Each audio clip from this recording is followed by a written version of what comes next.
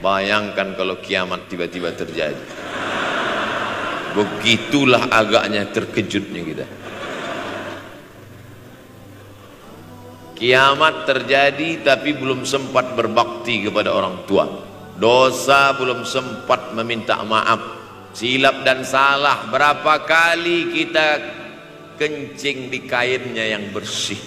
Berapa kali dia tidak jadi tahajud gara-gara kita menangis dari Isya sampai subuh. Pakai pengawet nangisnya. Tapi kita tak pernah sadar itu. Kita menganggap kita di dunia ini dibesarkan angin. Kita menganggap kita ini bangsawan, bangsa yang hidup di awan. Berapa kali dia tidak jadi sholat duha gara-gara kita kencing. Berapa kali nasi yang sudah mau disuap masuk ke mulutnya tak jadi. Bahkan dia tidak makan sama sekali. Dan berapa kali makanan dia belikan hanya untuk susu, hanya untuk menyenangkan kita. Pernah kita balas. Dan dia tidak pernah minta balas itu. Oleh sebab itu siapa yang mengingatkan? Abdul Somad diberikan judul berat ini. Judul yang paling berat ceramah tentang orang tua, tentang ibu, tentang ayah. Jarang saya mau menerima judul-judul pengajian. Ini pun dikasih tahu setelah sampai di sini. Maka saya belok-belokkan dikit. Air mata udah mau menetes, belokkan. Nanti kalau saya nangis di sini, siapa yang ceramah kalau saya nangis? Oleh sebab itu maka yang orang tua yang masih ada, beruntung dan bertua, bawakan dia rumah makan. Ada sahabat saya namanya Ustadz Lukman di Pontianak, bukan Kuntilanak. Mereka punya program namanya Bawa Ibu ke Rumah Makan. Keren nama programnya. Bawa orang tua ke rumah makan. Nanti hari libur adik-adik, anak-anakku sekalian libur, bawa ayah, bawa ibu ke rumah makan. Ketika Ustadz Lukman cerita itu ke saya, Ustadz Somad, kita punya program baru nih. Apa nama programnya Ustadz? Bawa ibu ke rumah makan. Alhamdulillah Ustadz Lukman, seluruh rumah makan di Pekanbaru tempat tinggal saya itu, semua sudah saya bawa. Almarhumah saya bawa sup tunjang, saya bawa rendang, saya bawa goreng ayam, saya bawa goreng puyuh, saya bawa. Cuman ada rumah makan ular sawah itu yang tak saya bawa singgah. Lain dari itu sudah saya bawa.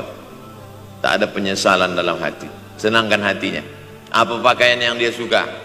Orang tua itu tidak minta yang besar, asal ada sih. Pulang dari Yogyakarta sampai ke rumah, ini tadi ada nampak sedikit tanda terkenang. Kalau banyak makan sendiri.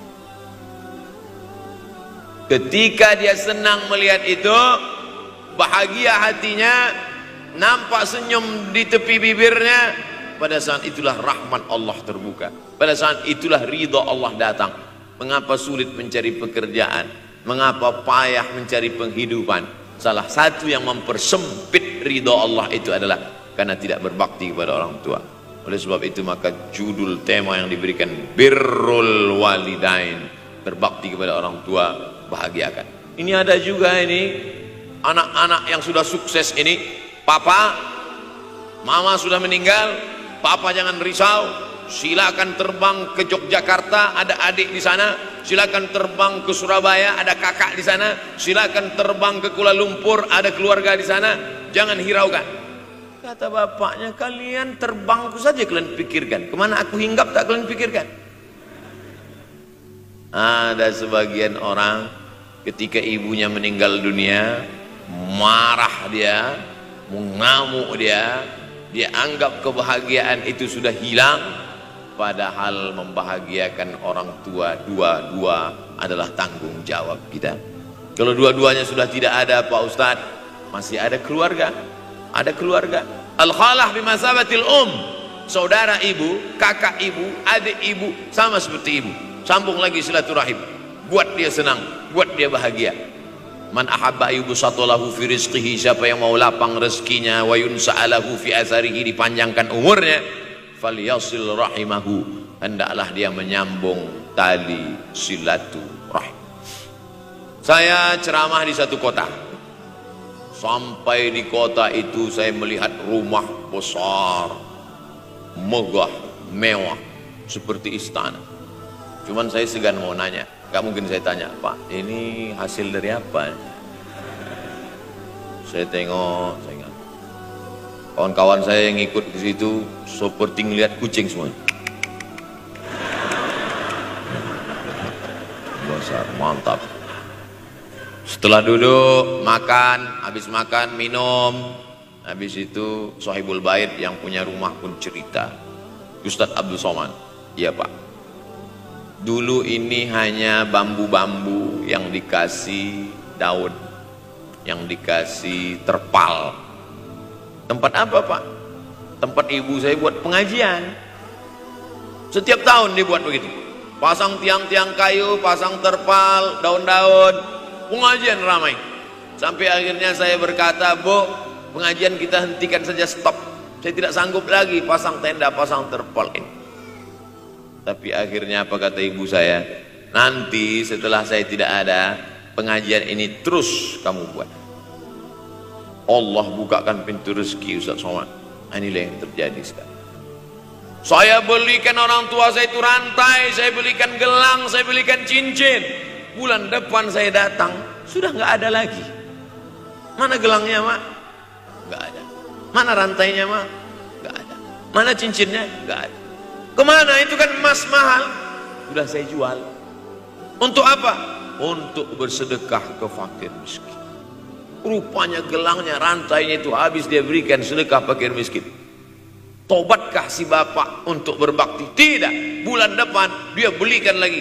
Sampai akhirnya diberikan Allah balasan melimpah ruah. Ternyata ini rahasia dari keberhasilan hidup. Karena menyenangkan hati orang tua. Saya tak sebut nama, saya tak sebut lokasi, tapi yang mau berkunjung nanti saya kasih lokasi tepatnya.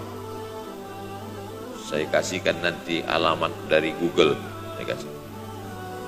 Supaya melihat secara nyata, kalaulah rezeki itu hanya diberikan kepada orang yang bersungguh-sungguh, pergi pagi pulang petang, peras keringat, banting tulang, maka tentu yang kaya itu adalah sapi yang membajak dari pagi sampai sore. Kalaulah kekayaan keberhasilan itu diberikan yang paling pandai memanjat, maka tentu yang kaya itu monyet. Tapi Allah berikan kepada siapa? Yang dia ridhai. Dan penyebab ridha Allah itu adalah karena orang tua yang senang hatinya. Yang sempat durhaka, tidak sempat minta maaf, meninggal dunia dia sudah, apa boleh buat? Kau sudah booking seat di neraka. Yang sudah sempat durhaka, tidak sempat minta maaf, meninggal dunia gara-gara dia pecandu narkoba, pemabuk, pezina, mati. Orang tua dalam keadaan susah. Berapa kali saya ketemu ibu-ibu selesai pengajian, pergi saya ke tempat parkir, ibu tua 70 tahun menangis. Ibu nangis kenapa Bu? Anak saya Pak Ustadz. Kenapa dia? Disuruhnya saya jual tanah. Mama jual tanah. Untuk apa mama megang tanah? Udah tua aja pun jual.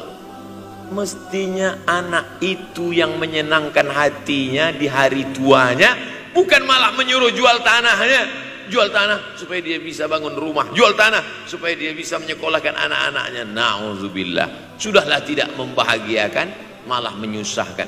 Ustadz, anak saya nyuruh saya jual tanah saya supaya dia senang, supaya dia dapat duit. Gimana nih Pak Ustadz?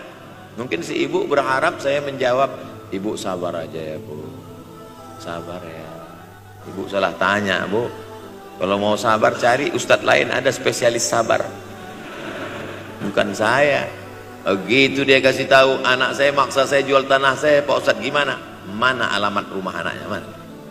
Mana? Saya mau datang. Mana? Anak durhaka, neraka jahanam tempat kau.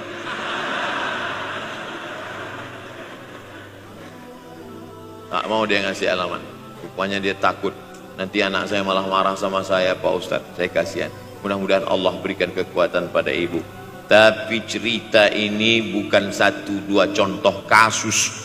Ternyata zaman sanggup memperkarakan pengadilan hanya karena sebatang pohon kayu. Atau cuma saya yang dapat berita aja? Adik-adik ada juga dapat kiriman itu? Sanggup memperkarakan sebatang pohon kayu. Padahal kalau kau jual semua kebunmu itu, belum tentu dapat menebus. Datang seorang laki-laki mengadu kepada Nabi Muhammad SAW. Ya Rasulullah, ini bapak saya ini kurang ajar sekali. Bapaknya kurang ajar? Diambilnya harta saya ya Rasulullah. Gimana ini ya Rasulullah? Apa kata Rasulullah SAW? Anta wa maluka li abik.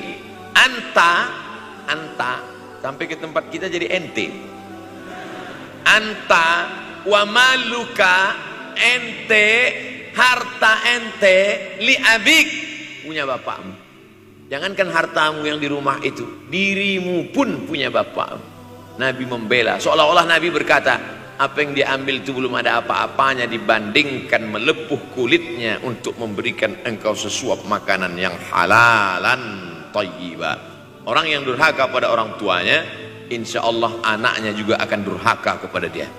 Oleh sebab itu maka jangan pernah durhaka. Kalau sempat durhaka lalu kemudian meninggal dunia dia Pak Ustadz, sudah meninggal pun tetap masih bisa berbakti.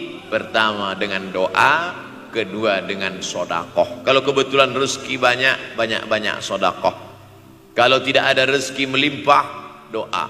Bangun malam, Rabbi firli wali walidayya warhamhuma kama Rabbi firli, ya Tuhanku ampunkan aku, wali walidayya, ibu dan ayahku, warhamhuma, sayangi mereka berdua, kama, sebagaimana Rabbayani shaghir.